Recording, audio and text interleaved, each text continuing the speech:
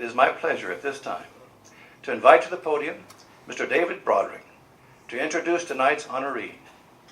Of a different Cistercian graduating class than Charles, David, as you will soon see, has really only come to know Charles best after their time at Cistercian. And since then they have become the closest of friends. It is a wonderful story. Please join me now in welcoming from the class of 1985, Mr. David Broderick.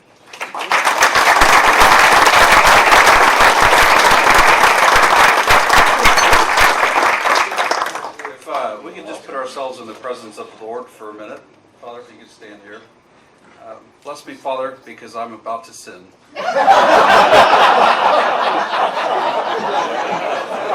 Well, good evening. Thank you. Thank you for being here for this miraculous event. Joyous event. Now, Charles, I do see you sweating a little bit, knowing that I have the microphone and you don't. So, before I get started, I have one ground rule. So, for those of you that know Charles, you know that he always has something to say. So, my friend, this is an introduction speech. This is not a conversation. You get the microphone next. All right? So, just sit back, relax, and listen. In fact, if there's any way, I think Kelly might have actually got a drink for you. So, just sit back. I may be here a while, but enjoy yourself. So, I was honored and actually, admittedly, a bit surprised when Charles contacted me asking me to introduce him tonight as this year's recipient of the Jim and Lynn Moroney Award. So congratulations, Charles.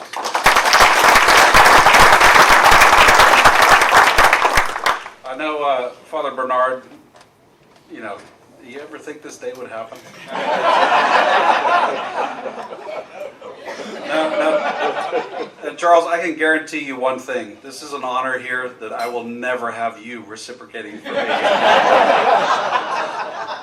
Now, as Father Paul said, whilst Charles and I are both alums, we are not from the same class. And no offense, but in our days at Cistercian, we weren't necessarily friends.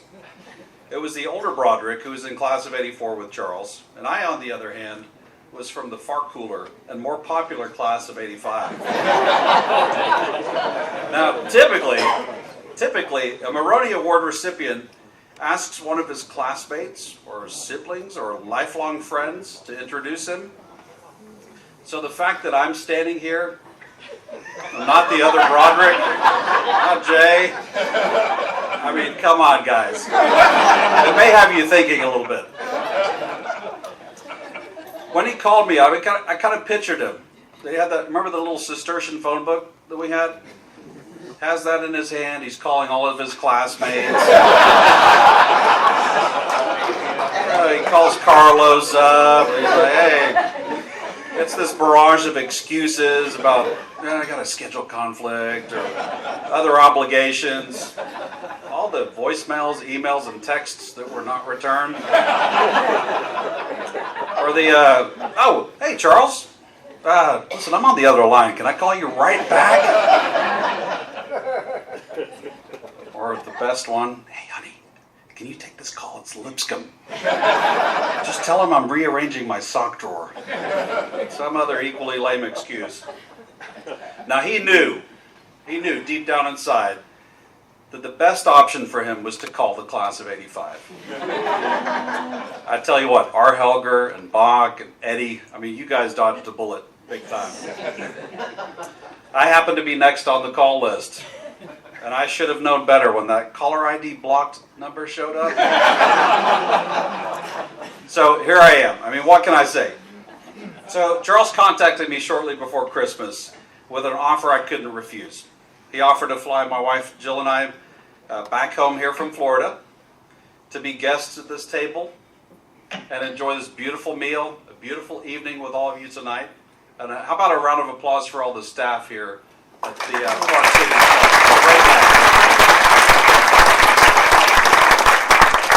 I would be a fool to refuse his offer. Not to mention, I haven't seen my mother in a few months, so it's a win-win. I didn't even hesitate. I contacted Father Bernard and Carlos and a number of other Charles's classmates, asking for them to share their favorite memory or a good story about Charles. And good Lord, how those stories flowed and flowed. I think my email crashed Google, by the way. I had pages upon pages of such good material, really good stuff. Then I envisioned standing here, reading that material to this audience, to your parents, your children, my mother, all of our friends here, the Cistercian monks. So everybody here will be grateful to know, and Dr. Pruitt, I saw you over there, hello by the way. I spent the last few weeks painstakingly editing this speech so that I was able to stand up here and deliver it to you tonight and avoid being banned from any future Cistercian events. Now, since Charles's children are present, I've decided not to bore everybody this evening with all of these endless sophomoric stories about Charles's glory years at Cistercian, the countless pranks, one-upping of your classmates, all the various teenage boy nonsense. Quite honestly, I have very few but very distinct memories of the younger Charles Lipscomb. I do remember his signature laugh, and I'll get back to that later on in my speech. I do remember the sheer size of the younger Charles Lipscomb. From as far back as I can remember, and I started Cistercian in second form, he was basically the same size as he is right now. I'm not kidding. Mrs. Lipscomb, was he really born this big? I do believe God has a special place for you, Mrs. Lipscomb. Now, Charles and his classmate, Greg O'Hagan, may he rest in peace, they were always the biggest, strongest, fastest on campus. They were larger than life. In fact, they were bigger than most of our faculty. I'm not kidding. If you go back and look at our yearbooks, I was about 11 years old, I think, in third form. You'd see us on our middle school teams. We're about as high as this podium.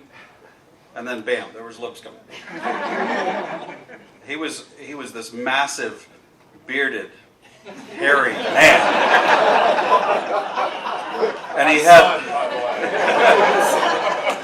But Charles had this big, curly hair.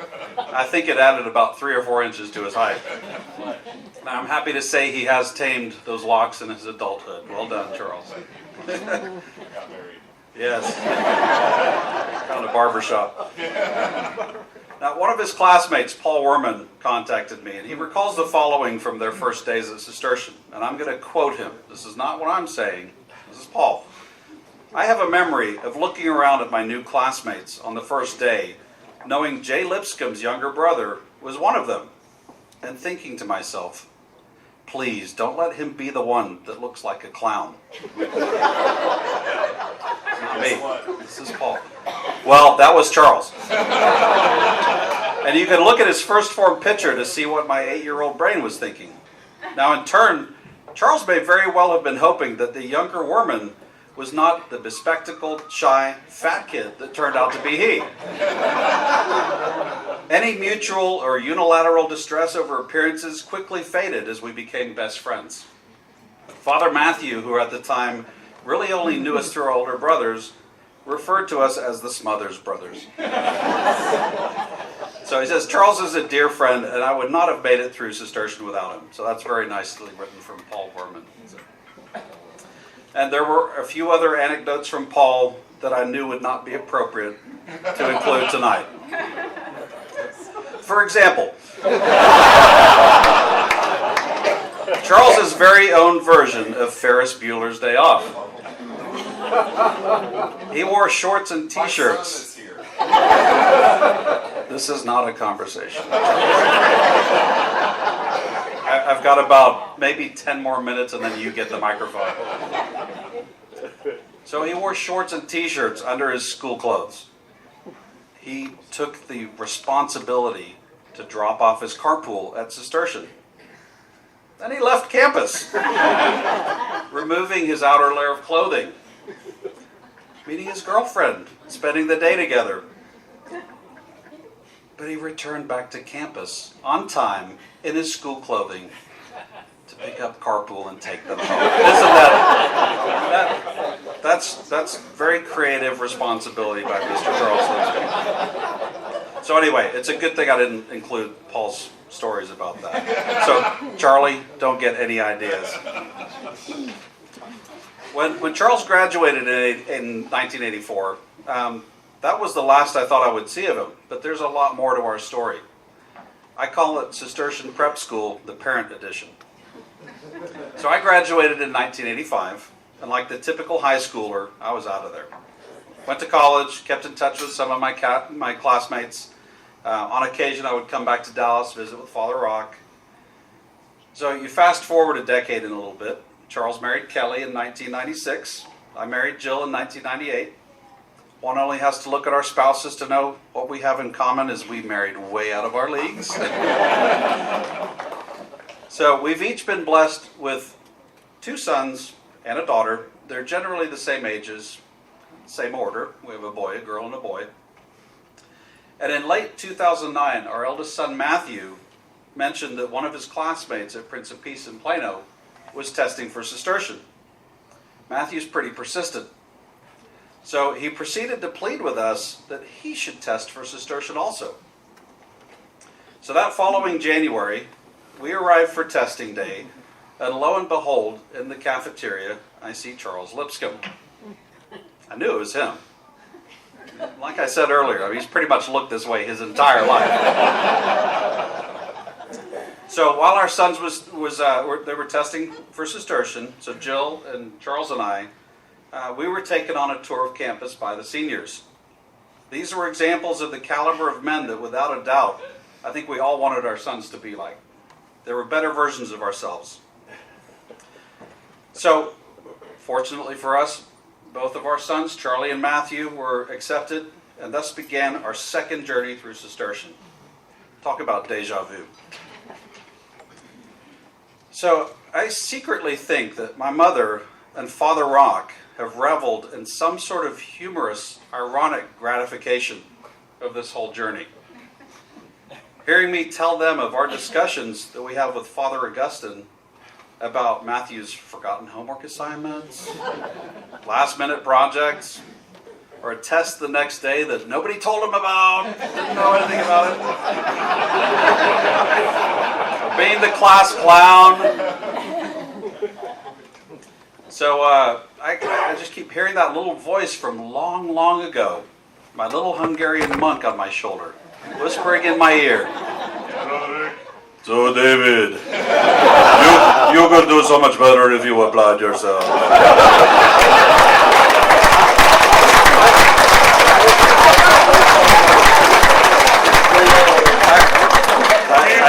I do wish Father Rock was here to hear that. And Father Augustine, I apologize, but your accent is not as fun to imitate. Keep talking. So, Mr. Stanzo. So honestly, this was a journey I would have never imagined taking had it not been for my incredibly persistent son. It was the start of a friendship that over the years became family. Things just mesh well with the Brodericks and the Lipscombs. There are 5 of them, 5 of us. Our wives get along famously. They have since the moment they met. Our children, as different as they are, they formed a friendship that I know will last a lifetime, even though we got relocated to Florida. Over the last 6 years, we've spent countless hours together at school functions and sporting events, going on dates with our wives, having family dinners at our homes, going on family vacations together. Without a doubt, I would say the 2 words that best describe our time together are love and laughter. Mostly laughter, without a doubt. In fact, Charles and I find humor in the smallest things in life, sometimes to a fault, and very often to our wives' disapproval. In fact, they frequently refer to us as their oldest sons. Quite often, the next day after we've spent an evening together, Charles and I would call each other or text, talking about how badly our cheek muscles hurt because we laugh so hard together. And as you've likely heard at some point in this evening, he truly has the best laugh. It's infectious, and it's a laugh that is as genuine and as it is uninhibited. It's a tough word to say. Those are 2 characteristics that embody this gentleman. and I do use the term gentleman lightly. One thing is for certain about Charles. You always want him on your team for games of Trivial Pursuit. If you know Charles, this man has an uncanny ability to store some of the most useless information in his head. So let's test this theory. The deepest diving mammal that's not a sperm whale would be what? A beaked whale. Culver's beaked whale, actually. That's pathetic. I mean, honestly, Culver's beaked whale. Seriously, who remembers this stuff? I suppose he has to find something to fill that big head of his.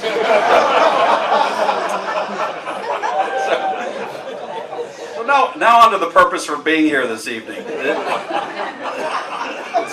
Let's get to the point. No, not really.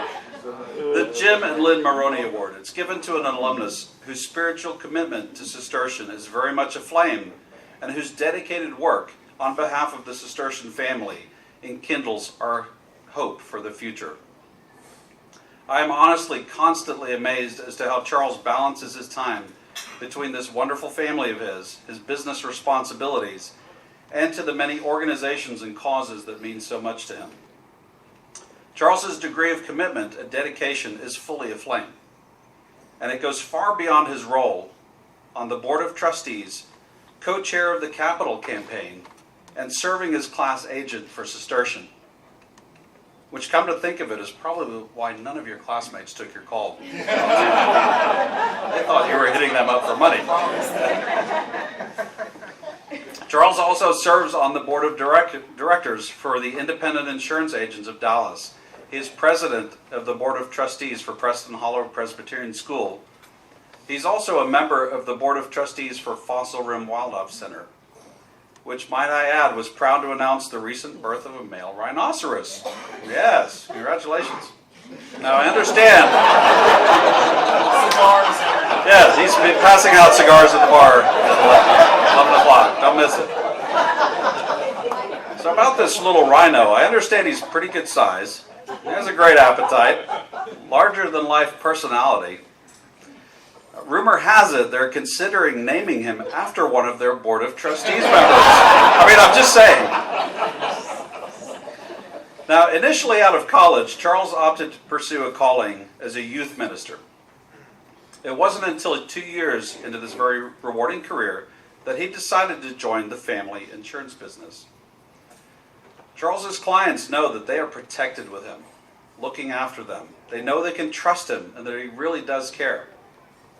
As his beloved wife Kelly will say, and I'm not going to impersonate your voice, just to clarify, I can't tell you how many times in the middle of the night we get a call either from a client whose building went up in flames or from a scared parent whose child was in a wreck. They just want to know that everything is okay. The thing with Charles is he covers and protects all aspects of people's lives, business and personal, through insurance. It's in his fiber to care about others, to see the best in them, and to look past the faults that make us all human. What a natural fit he is for this line of work. From day one, he's embraced my children as though they were his own family. I just hope he steps up when college tuition hits. He appreciates and loves each of them as uniquely different as they are. He's the first to advise, compliment, and encourage, even with me. In turn, I appreciate and love his three for their uniqueness as well as the good qualities of Charles that they each embody. Charlie's wicked wit, a never-ending desire to question and understand everything about this crazy world we all inhabit. In fact, one of my greatest honors at Cistercian was standing by you for your confirmation. That was a great day, and I thank you for that. Shell, with your amazing, unique personality and your unmatched creative talent. And Connor, your untamed zest for life, your carefree innocence, and your love of the outdoors. Speaking of outdoors, for many decades, the Lipscomb family has owned property outside of Dallas.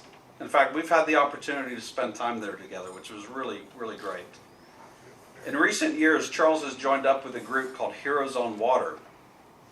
They donated the use of their property for wounded veterans and their families to fish on the lakes.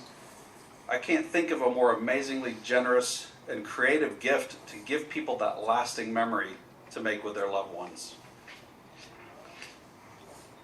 To quote Robert Louis Stevenson, there are two things that men should never worry of: goodness and humility. We get none too much of them in this rough world, among cold, proud people. Believe it or not, Charles initially questioned his worthiness for this award tonight, which is typical of him, you humble thing. In my mind, there's no doubting the wisdom of the panel who selects recipients for this award. Honestly, when you consider his stature as a Cistercian student, I had no choice but to look up to Charles. Now, I may be older, a bit wiser, I'm a heck of a lot taller than you, but despite all that, I still proudly look up to you. So without further ado, it is my distinct honor and pleasure to introduce this year's recipient of the Jim and Lynn Moroney Award, my friend and my brother, Charles Lipscomb.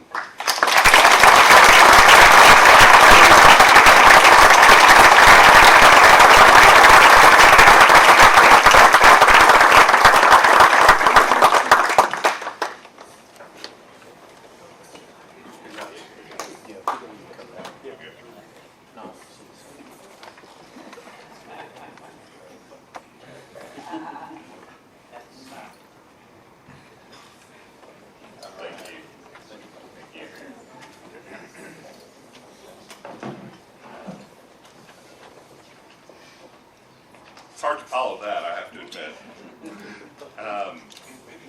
Thank you very, very much. It was more than I deserved in many, many ways.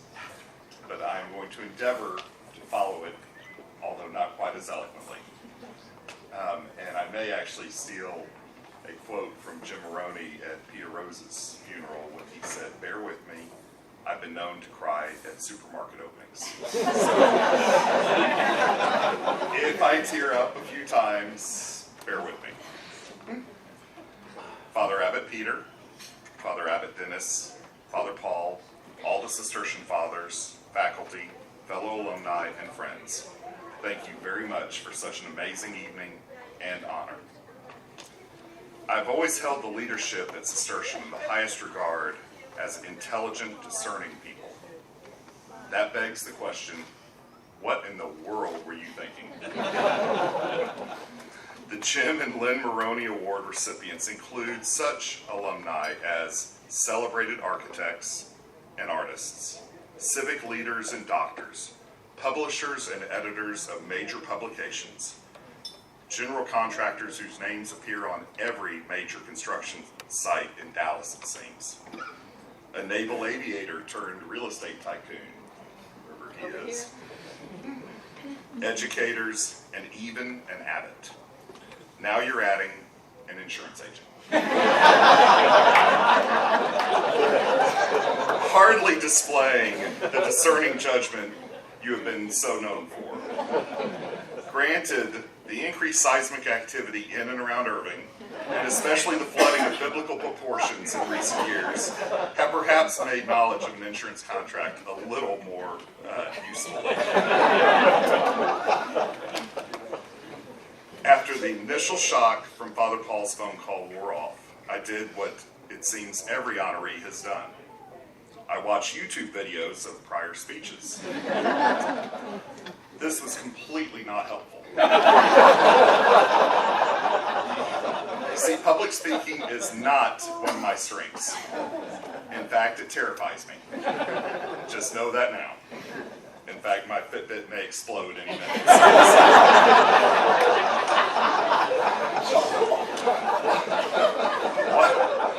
Watching such witty and clever speeches intimidated me to no end.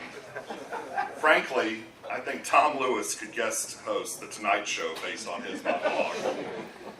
Then it dawned on me that perhaps this speech is one last penance, cleverly hauled out by Father Bernard for some sin I committed that was not yet fully punished.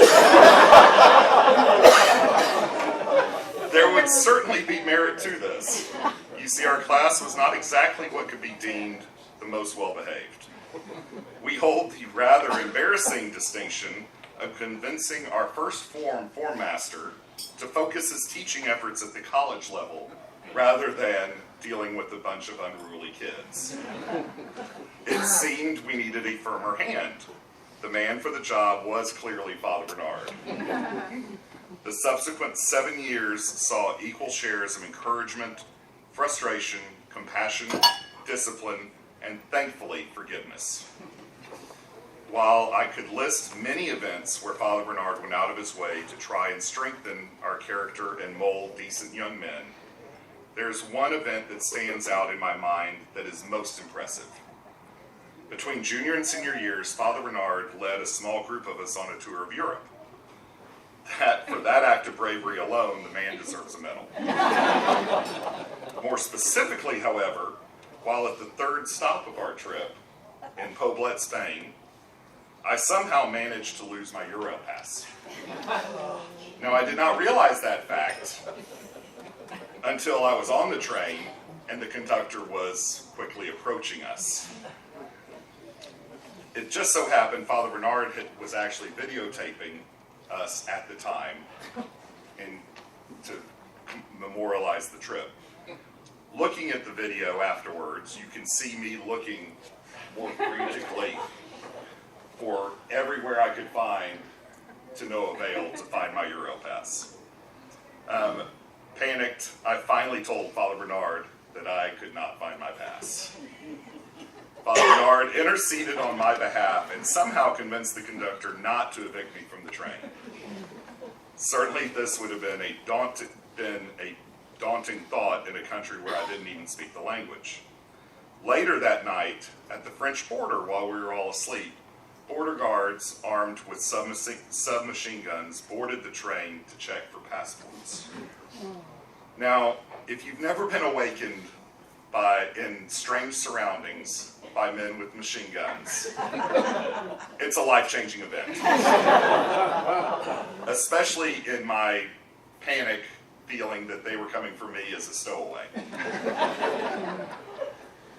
Once again, Father Bernard was fortunately there, interceded on my behalf, got us through the border passage with no problems.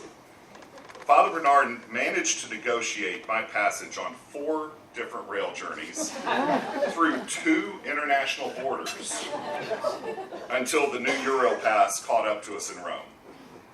He clearly proved to be exceedingly resourceful. It's the fact that he didn't kill me for the trouble I put him through that shows he has a truly forgiving heart. Reflecting on what Cistercian means to me is very hard to verbalize. There is not one thing in particular that stands out. It's a collection of many pieces. It's a community unlike anything I've ever known. My class is not exactly the closest in that we don't get together often, and we really don't speak all that regularly. However, I do feel that if I needed something, I could count on each of them. There's a brotherhood established in surviving the battles of Cistercian. This last year brought a very poignant example of this. Our class lost a classmate, Greg O'Hagan. Carlos Lopez, who's here, was Greg's best friend. So I was getting updates regularly on Greg's hospital stay as often as possible from Carlos. By chance, one evening I reached out to Carlos, who informed me that he had heard that Greg had taken a turn for the worse. Fearing Greg would not make it through the night, Carlos desperately wanted to be with him.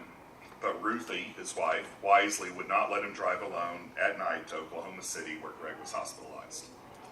Within minutes, Kelly had me on the way to the Cistercian parking lot, where I met Carlos, and off we went. We arrived at the hospital at midnight. We were there with Greg when he passed at 2 a.m. and stayed with Mary, his wife, and his parents until they left for the hotel at 4.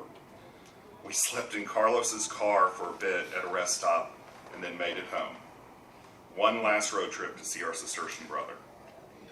The power that compelled us to jump in the car and go was clearly divine. His service was held at the Abbey Chapel and was attended by the majority of the class of 1984, even though several traveled long distances to be there. While together, it was as if no time had passed, other than grayer hair and larger midsections. Mostly mine. It's like that with Cistercian. While things change, the spirit remains the same. I will always remember walking to the school building for my oldest son to test for admission into Cistercian. I felt like I was a student again. The campus was bigger and nicer, but the feeling was definitely the same. Perhaps it is because the school is an extension of the Abbey, but there's a sense of timelessness. The sheer number of teachers that have taught both father and son speaks to this. Coach Hauser, Mr. Walter, Dr. Pruitt, Mr. Munguia, and obviously many of the priests, to mention just a few of those committed to the school that have helped develop this amazing community. Father Peter once asked me what changes I felt were most important for the Cistercian community looking 20 years into the future. The first thing that came to my mind was the construction of a crypt for the fathers.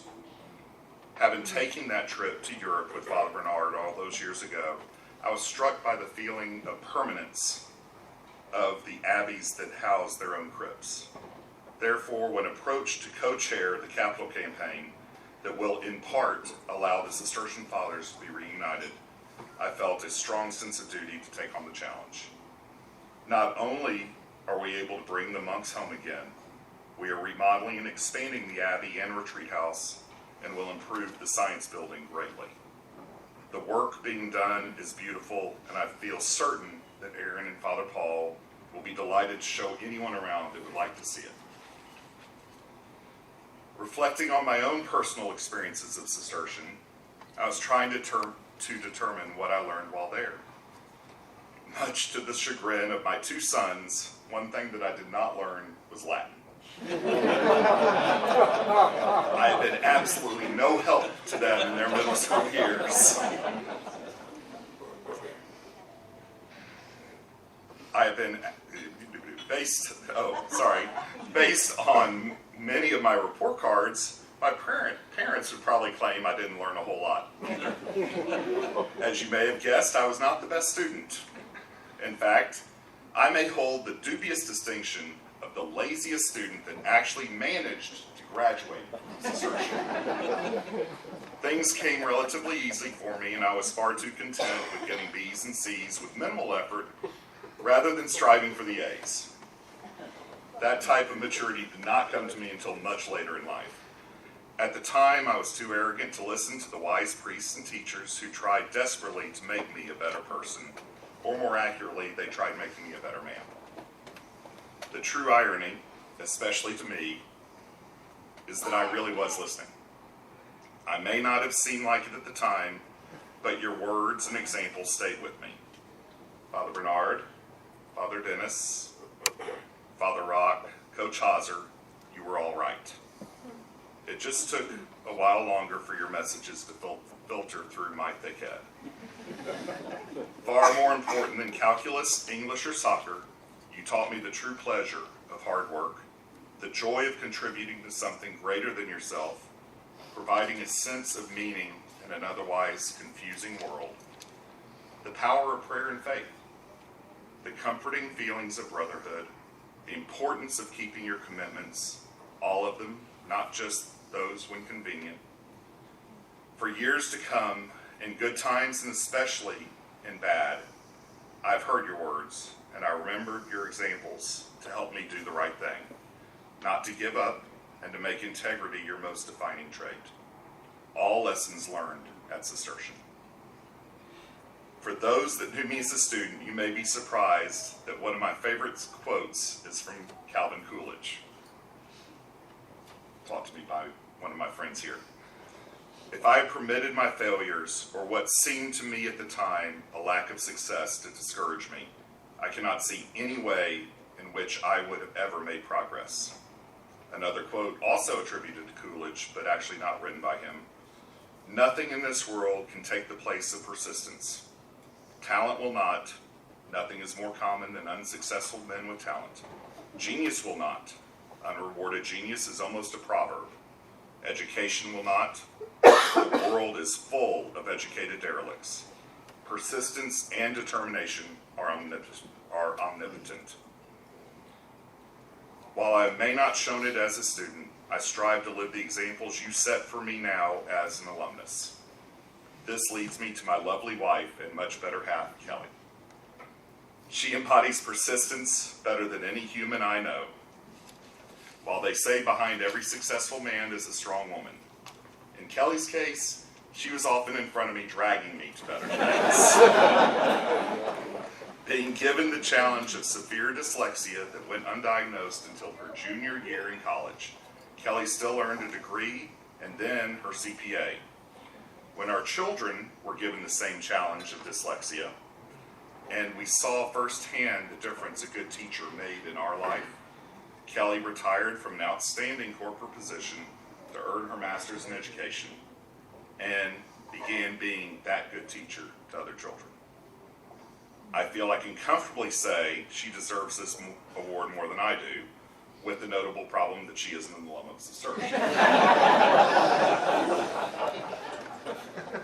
Thank you, Kelly, and I love you.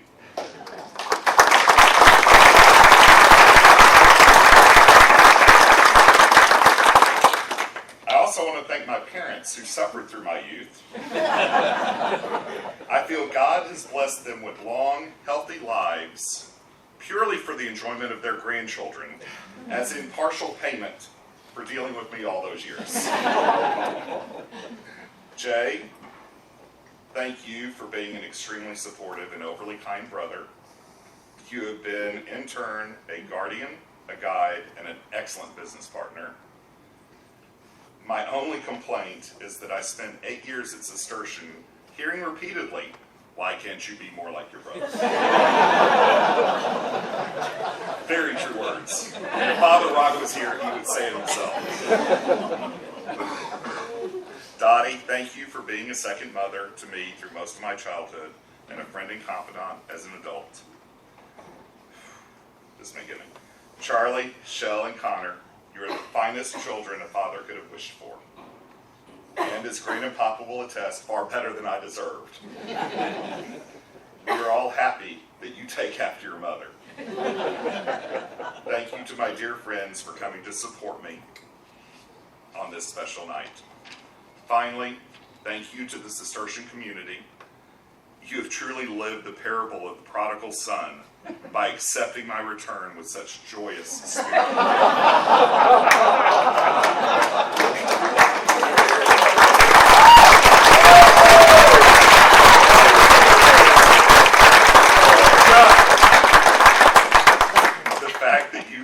Teaching of our Lord Jesus Christ daily is the real magic of this blessed community. Thank you for always being there. I am honored and truly humbled by your decision to honor me.